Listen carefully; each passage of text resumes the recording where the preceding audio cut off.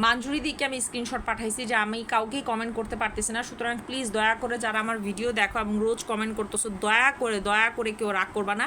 আর আমি আজকে রাত্রে আমাকে আজকে যারা ফ্রেন্ড পাঠাইছো তারা তো অবশ্যই ফ্রেন্ড পাবা না, কালকের মধ্যে আমি চেষ্টা করবো যারা পুরানো ফ্রেন্ড ছিল আমি কমেন্ট বক্স খুঁজে তোমাদেরকে ফ্রেন্ড পাঠিয়ে দিব, যেহেতু আমি একটা লং গ্যাপের মধ্যে যাচ্ছি।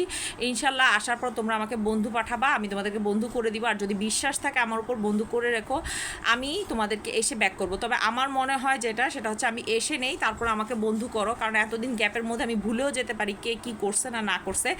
চেষ্টা করব ওয়াইফাই কানেক্ট করে ছোট ছোট শর্ট ভিডিও আপলোড করার, যদি ওয়াইফাই কানেক্ট করতে পারি। আমার এই বিষয়ে মাঞ্জুরি দিদির সাথে অনেক কথা হয়েছে, দিদি অনেক কিছু জানে। তো তোমরা সবাই ভালো থাকো, ঈদ মোবারক। তোমাদের কাছ থেকে বিদায় নিয়ে যাচ্ছি, তোমরা দোয়া করো কালকে যাতে আমি সুস্থ এবং সুন্দরভাবে বাড়িতে গিয়ে পৌঁছাতে পারি।